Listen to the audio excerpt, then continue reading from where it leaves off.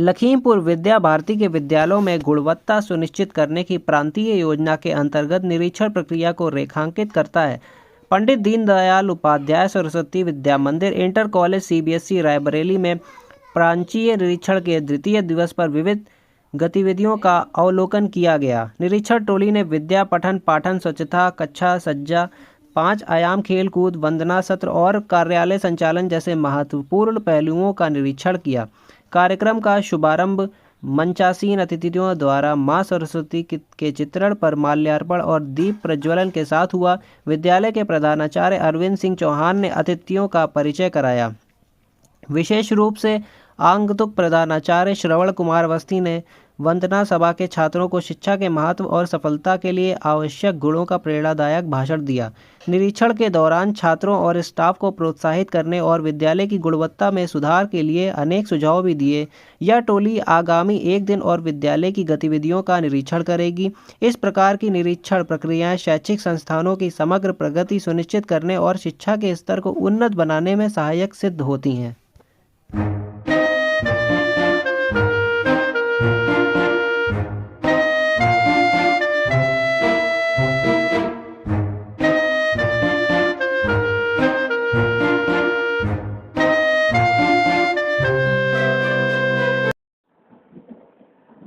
हम यहाँ Deendayal Upadhyay inter college में आए हुए हैं।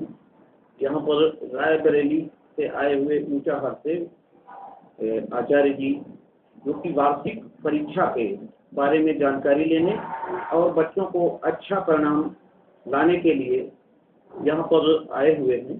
हम जानना चाहेंगे कि आप अपना परिचय के साथ में बताएं कि बच्चों को अच्छे नंबर लाने के लिए क्या क्या करना चाहिए और मुख्यतः बच्चों को क्या क्या अपना उपाय बनाना चाहिए जिससे जो है अच्छे नंबर आए और अपने देश में, अपने प्रदेश में अपना घर का नाम ऊंचा करें, अपने जिले का नाम ऊंचा करें और अपने विद्यालय का नाम ऊंचा करें। कार्यालय मेरा नाम बालकृष्ण सिंह है। मैं सरस्वती विद्या मंदिर inter college NTPC Unchahar Raebareli से आया हूँ। हमारे यहाँ विद्या भारती के जो विद्यालय चलते हैं उन विद्यालयों में वर्ष में एक बार वार्षिक निरीक्षण का कार्यक्रम संपन्न किया जाता है और उस वार्षिक निरीक्षण के तहत मैं अपने विद्यालय के कुछ आचार्य बंधुओं के साथ में यहाँ पर उपस्थित हुआ हूँ। यह निरीक्षण 28, 29 और 30 होना था और 28 की पूर्व संध्या यहाँ पर इस व्यवस्था में कुछ कमी है, इसमें और सुधार की आवश्यकता है। तो उस विद्यालय के संबंधित प्रधानाचार्य से और आचार्य बंधुओं के साथ बैठ करके हम उसके संबंध में उनको बताते हैं, जानकारी देते हैं, जिससे उस विद्यालय में बच्चों का विकास और अच्छी तरह से हो सके। तो ये जो परीक्षाएं आने वाली हैं अभी पे, ये बच्चे जो डिप्रेशन में आ जाते हैं, इसके लिए आप क्या कहना चाहते हैं? बच्चे डिप्रेशन में न आए, इसके लिए लगातार विद्यालय स्तर पर प्रधानाचार्य जी के द्वारा और उनकी टीम के द्वारा प्रयास किया जाता है। लेकिन इस संदर्भ में मेरा यह मानना है कि बच्चों को प्रोत्साहित करने का कार्य विद्यालय स्तर से लेकर के और घर तक किया जाना चाहिए। उनका पठन पाठन का समय, उनकी दिनचर्या, ये सब व्यवस्थित कराई जाएगी और बच्चों को प्रोत्साहित किया जाता रहेगा। उनके द्वारा जब कार्य किया जा रहा है तो निश्चित रूप से उनके अंदर सुधार की स्थिति दिखाई पड़ेगी और वो अच्छे अंकों को ले करके अच्छे संस्कारों के साथ विद्या भारती के विद्यालयों से आगे जा सकेंगे। बच्चे क्या अपनाएं जिससे उनको जो प्रश्न है उसका उत्तर कंठाग्र रहे? बच्चे लगातार स्वाध्याय करते हैं। स्वाध्याय के समय उनके पास में जो प्रश्न तैयार किए जा रहे हैं उन प्रश्नों को लिखित रूप से उनका अभ्यास करना चाहिए और उसका मनन करना चाहिए। प्रश्न का उत्तर लेने के बाद फिर उसको ध्यान में लाएं अपने अंदर।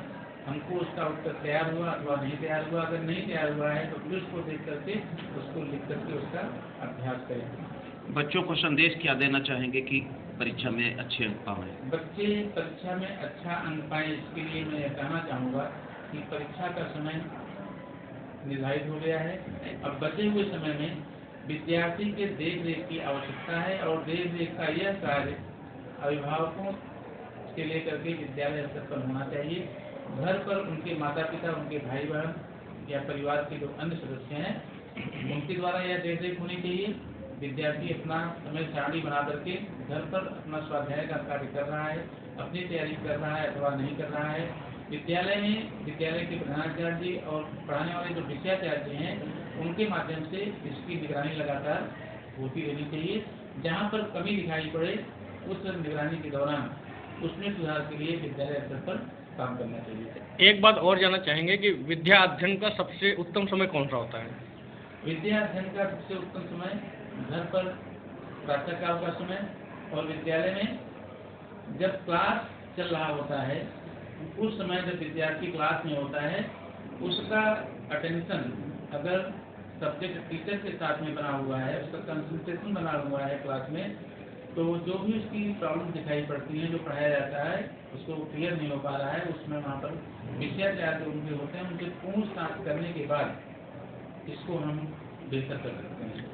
कभी कभी बच्चों का ऐसा भी हो जाता है कि वो बहुत कंठग्र मेहनत करने के बाद भी उनको वो चीज़ याददाश्त में नहीं आती। इसका कोई उपाय बताएं सरल सा। इसका सरलतम उपाय यही है कि विद्यार्थी जो प्रयास किया हुआ है उसको एक बार लिखित करके, एक बार 2 बार लिख करके उसका अभ्यास करे। लिखित अभ्यास होने के बाद निश्चित रूप से उसको सफलता मिलेगी।